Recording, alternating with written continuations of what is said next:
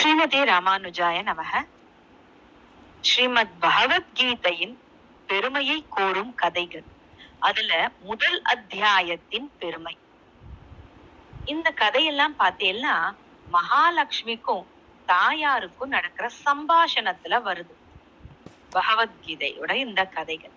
தாயார் மகாலட்சுமி கேக்குறா பெருமாள் கிட்ட, பெருமாள் முரண்டு அசுரனை கொன்னுட்டு ஒரு ஆதிசேஷன் மேல வந்து படுத்துட்டு இருக்கார். இப்ப தாயார் கேக்குற, அந்த லோகத்துல இருக்க மக்கள் எல்லாம் ரொம்ப கஷ்டப்படுறாளே, இவாலாம் நன்னாரத்துக்காக ஏதாவது உபாயம் இருந்தா சொல்லுங்களேன் பகவானே அப்படின்னு சொல்லிட்டு தன் பர்த்தாவ கேக்குறா.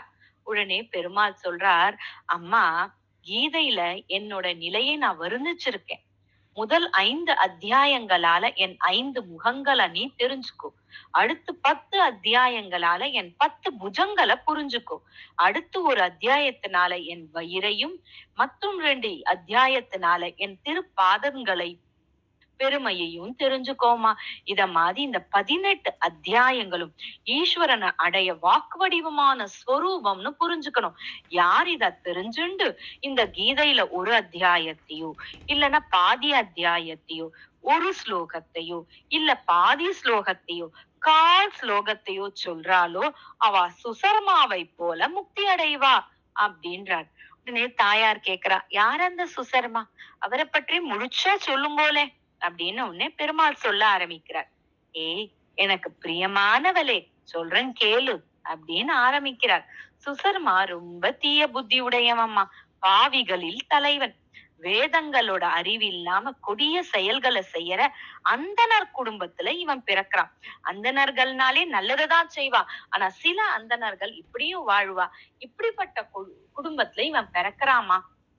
தியானம் ஜபம் கிடையாது, ஹோமம் செய்யறது கிடையாது, விருந்தினர்கள் வந்தா உபசரிக்கிறதும் கிடையாது, காமவெறி கொண்டவனா இருக்கான். கலப்பையால வயல உழுதும் இலைகளை விற்றும் வாழ்க்கை வாழறான். கல் அருந்துறான். அது மட்டும் இல்லாம புலாலும் உண்டு வாழறான். ஒரு நாள் சுசர்மா இலைகளை பறிப்பதற்காக முனிவரோட தோற்றத்துக்கு போறான். அங்கு கருணாகம் தீண்டி சுசர்மா இறந்து விடுறான். அவன் இறந்ததுனால பல பாவங்கள் செஞ்சதுனால நரகங்கள் பல பல பல பல நரகங்களுக்கு போயிட்டு அதுக்கப்புறம் காளை மாடா திருப்பியும் பிறக்கிறான். காளை மாடா பிறக்கிற இவன் ஒரு முடவன் வீட்டுல, ஒரு கால் இல்லாத முடவன் வீட்டுல வந்து காளை மாடா பிறக்கிறான். அந்த முடவன் இவன் நன்னா இந்த காளை மாடை வந்து வேலை வாங்கி தன்னோட வாழ்க்கை ஜீவனத்தை வாழறார். ஒரு நாள் காலையிலேந்து அந்த காளை மாட்டை ஓட்டி ஓட்டி அது ரொம்ப களைப்பாயி கீழே விழுந்து மூச்சு அடைஞ்சிடுறது. இதோட கோர நிலைமைய பார்த்து அங்க சுத்தி இருந்தவா அத்தனை பேரும் இந்த காளை மாட்டுக்கு உதவுறதுக்காக அந்த இடத்துக்கு வரா. ஒவ்வொருத்தரும் தான் செஞ்ச புண்ணியத்தின் பலனை கொடுக்குறா. ஒரு சில ரிஷிகள் கூட அங்க வந்து புண்ணிய பலனை அந்த காளை மாட்டுக்கு தரா. அப்ப ஒரு வேசி அந்த காளை மாட்டோட காதுல ஏதோ ஒண்ணு சொல்றா. பார்த்தேன்னா சில நொடிகளிலே அந்த காளை மாடு இறந்து போயிடுறது. அதுக்கப்புறம் நரகத்துக்கு அதிபதியான யமன் வந்து இந்த காளை மாட்டை எடுத்துன்னு போயிடுறார். அப்ப அவருக்கு அந்த நரகத்துக்கு உள்ள நுழைஞ்ச உடனேவே அந்த பெண் அவ சொன்ன அந்த புண்ணியத்தின் பலனமாக அவன் நரக வாழ்க்கையிலேந்து விடுபட்டு உடனேவே சிறந்த அந்தனர் குடும்பத்துல, அதாவது வேதத்துல சொல்லப்பட்டதை பின்பற்றும் ஒரு அந்தனர் குடும்பத்துல வந்து பிறக்கிறார். பிறந்த அவருக்கு முன்ஜென்ம வாசம் ஏற்படுறது. அது அந்த நினைவு இருந்துட்டேதான் இருக்கு. நமக்கு இந்த பெண் ஏதோ சொன்னாலே, இந்த பெண் சொன்னதுனாலே தானே நமக்கு வந்து நல்கதி கிடைச்சது. அந்த பெண்ணையும் அவருக்கு ஞாபகம் இருக்கு. அவர் கொஞ்சம் வளர்ந்ததுமே அந்த வேசியின் வீட்டுக்கு போறார். அம்மா, நீ ஏதோ சொன்னியே, அதன் பலனாக தான் காளை மாட்டாக இருந்த நான் சிறந்த அந்தன பிறவியை இப்ப நான் எடுத்திருக்கேம்மா.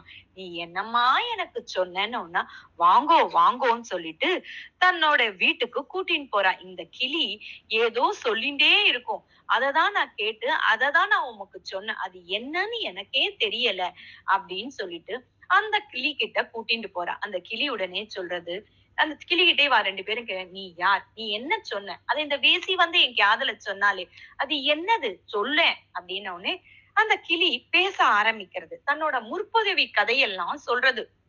முற்பிறவியில நான் யார் தெரியுமா, ஒரு பெரிய வித்வானாக இருந்தேன். அதாவது குணமுள்ள ஒரு வித்வான் கிட்ட பொறாமைன்ற குணம் ஏற்படக்கூடாது. எனக்கு அந்த பொறாமை வந்து நான் ரொம்ப எல்லாரும் என்ன வெறுக்கிற மாதிரி ஆய் திருப்பி நான் இறந்து போறேன். இறந்த நான் கிளியாக பிறக்கிறேன். கிளியாக நான் பிறக்கும் போது என்னோட தாய் தந்தை இறந்துடுறாங்க. அதனால நான் ரொம்ப கஷ்டப்படுறேன். அப்ப நான் ஒரு முனிவருடைய வீட்டுக்கு வந்து அடைக்கலம் புகுறேன். அந்த முனிவர் என்ன எடுத்துட்டு போய் அவரோட குமரர்கள் இருக்கும் அந்த அறையில வைக்கிறார். அங்க நிறைய ரிஷிகுமாரர்கள் எல்லாம் வந்து முதல் அத்தியாயம் பகவத்கீதையோட முதல் அத்தியாயனத்தை பாராயணம் பண்ணிட்டே இருந்தா. நானும் அவளோட சேர்ந்து பகவத்கீதைய முழுமையா நொற்று பண்ணினேன். அதுவும் முதல் அத்தியாயத்தை நொற்று பண்ணினேன். அந்த பாக்கியம் கூட எனக்கு இல்லாம என்ன ஆச்சு தெரியுமா? ஒரு வேடுவன் வந்து என்ன தூக்கிண்டு போய் இந்த வேசி ஆத்துல வச்சான். நொற்று பண்ண அந்த பகவத்கீதை முதல் அத்தியாய ஸ்லோகத்தை தான் நான் தினைக்கும் சொல்லிட்டு இருந்தேன். அதனாலதான் இந்த வேசியும் புனிதமடைந்தாள். அந்த ஒரு ஸ்லோகத்தின் பலனால நீயும் உன் பிறவியை உனக்கு அந்த நரகத்திலேருந்து தப்பிச்சு நீ ஒரு அந்தணர் குடும்பத்துல பிறக்கக்கூடிய யோகியம் அந்த ஒரு ஸ்லோகத்தினோட பலனால உனக்கு கிடைச்சதுன்னா. அதாவது பகவத்கீதையின் ஒரு ஸ்லோகத்துக்கு இத்தனை பெருமை இருந்ததுன்னா ஒரு அத்தியாயத்தை படிச்சா எத்தனை பெருமை இருக்கும். அவரு பகவத்கீதையே முழுசா படிச்சா நமக்கு எத்தனை புண்ணியம் வந்து சேரும். அதனால நம்ம அத்தனை பேரும் பகவத்கீதைய நன்னா படிச்சு பகவானோட திருவடிய அடையணும். அதுவும் இந்த முதல் அத்தியாயத்தை படிச்சு பகவானோட அனுகிரகத்துக்கு பாத்திரமாகணும்னு கேட்டு அமைகிறேன்.